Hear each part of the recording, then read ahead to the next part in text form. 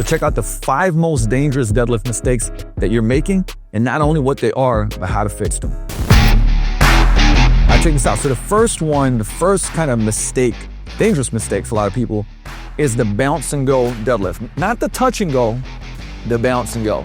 So I'm using lighter weights here so I can demonstrate like what you'll see. I'll actually show you the touch and go, and I'll show you the bounce and go, right? So when you do your first rep, you're always setting up usually solid, right? You want to create a lot of tension, good form. And then what you'll see is this.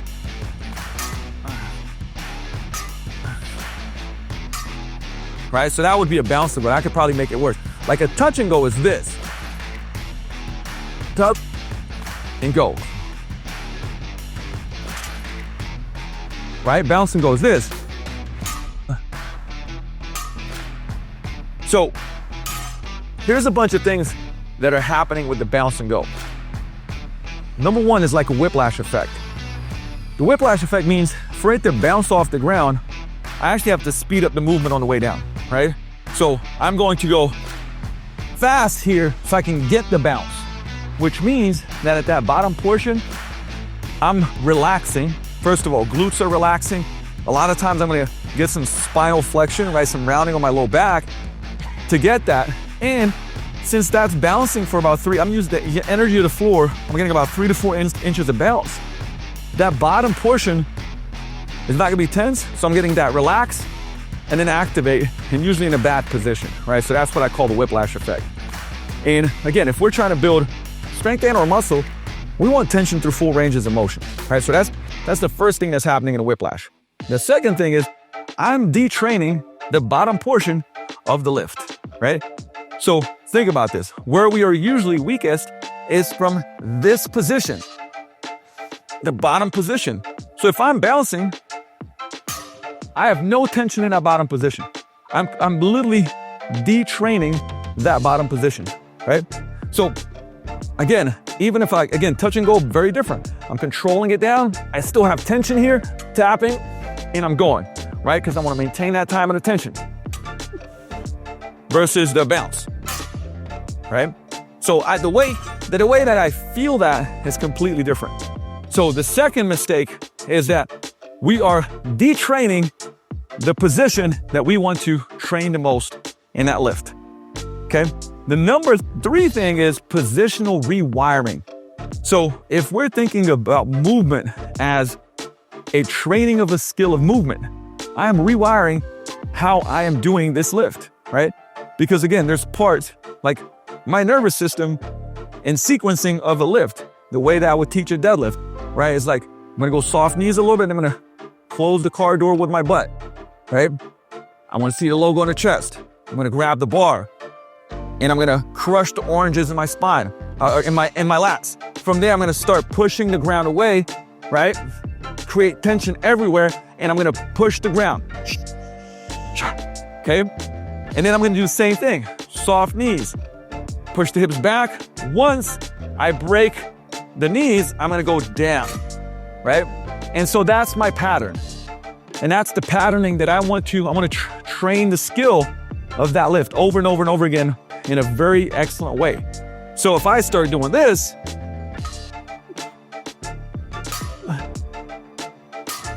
what am I patterning, right? A lot of times what I'm patterning is, number one, is I'm just gonna kind of let loose, right? Because I want to create speed going down. So I'm gonna round the shoulders, I'm losing tension in my core.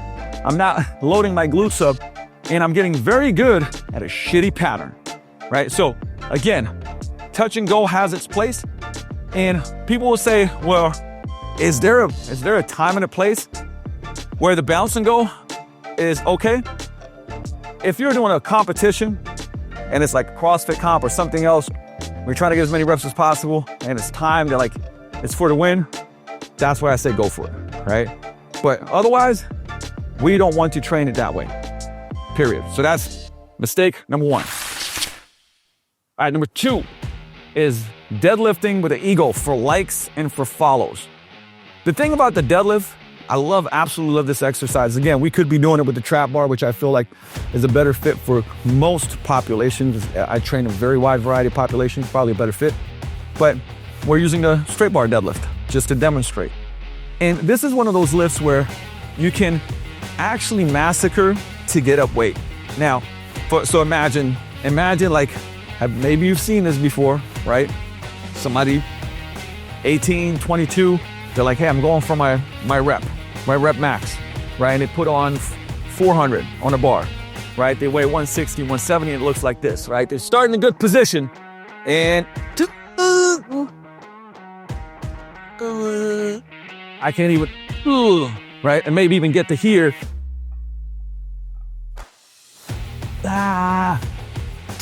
Right? And we get it down. Obviously, I didn't want to massacre that even more and not blow my back out while I'm doing content for you guys. The weight got up, but how did it get up? Right?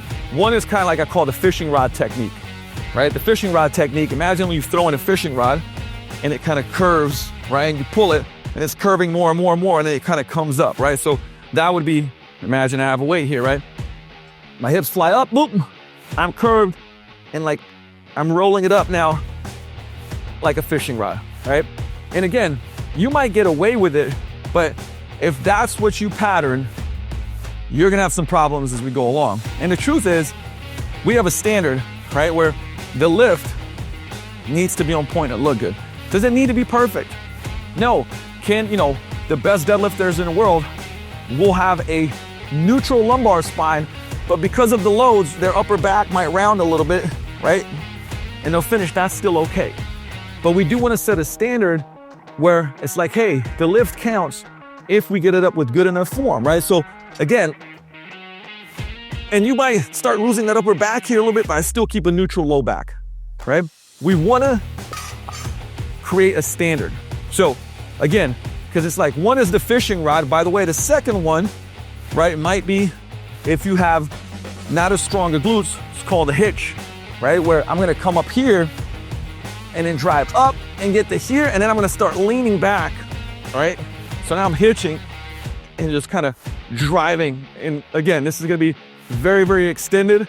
I'm fine doing this with lighter loads, but when you start going heavier, right, you come up here, now you're pushing the knees forward, right, and leaning back and using leverages to come up.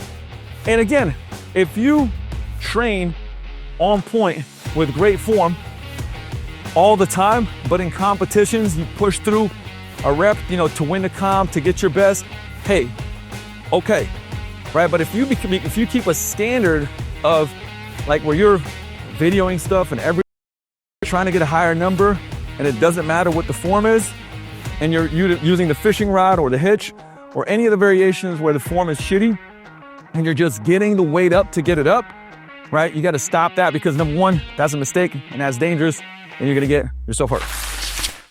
All right, so number 3 is the deadlift crashing your nervous system, right? Your CNS.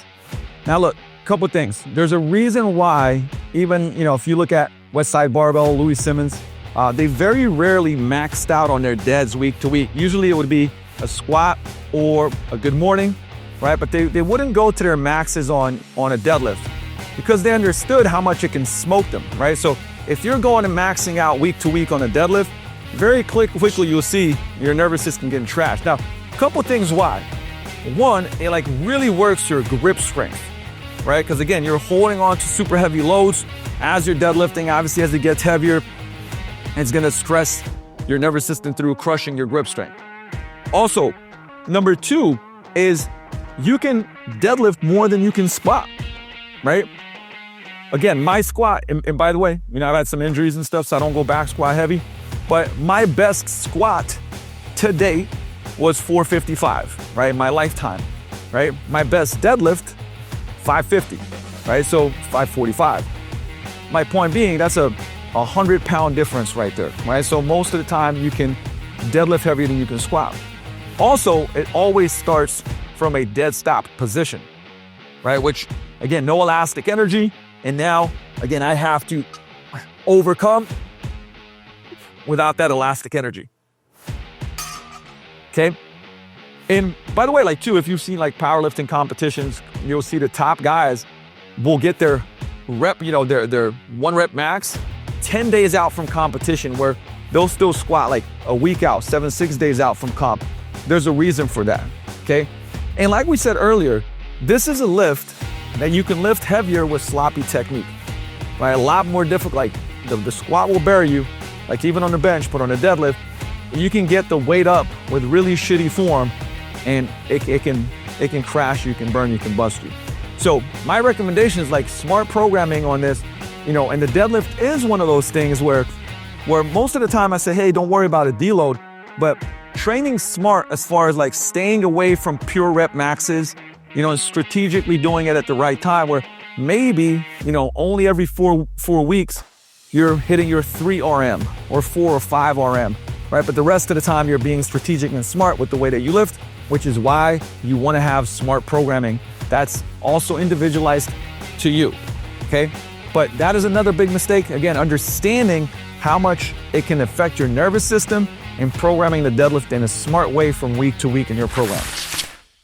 One thing I forgot, it's actually very important, is the axial loading component, right? So the shear forces, again, on a deadlift, that's why, you know, one of the variations, if somebody's tweaked their back and, you know, like I said, I love trap bar deadlifts, but it's also sumo, right? Because a sumo, I can actually be a little bit more upright, so more compression, less axial loading. And, you know, protecting the spine is obviously a big part of, I would say, the brain's, I would say, protective mechanism. So the hormonal response, the nervous system response from higher axial loading is, again, just takes a bigger toll on your body, which just makes it another part of why it's more exhausting on your central nervous system and why you have to think about programming in a smarter way. Number 4 is using the wrong flexion. Right now, again, there's so many people that go like, hey, you know, I want to deadlift and I want to deadlift from the floor, but they may not have the prerequisite mobility, right? So using the wrong flexion, what we want is hip flexion, right? As we have a stable trunk, right? Versus spinal flexion, right? That was more of a Jefferson curl.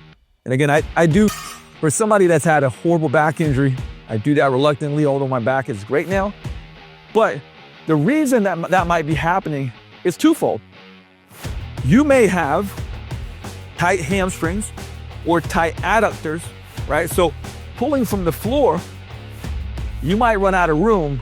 So because you can't create stability there, you're gonna create stability with the spine in a flexed position, right? Which we do not want. So one of the things that I remember in an interview with Donnie Thompson, who was one of the top powerlifters, said, if you go back, what would you do differently is, you know, lift from pins more often. Again, so imagine instead of going from here, elevating a little bit, and now lifting from there. Or I love the top down RDL, obviously, as one of the being cleanest kind of hinge exercises, because you can really control and understand where your end range is.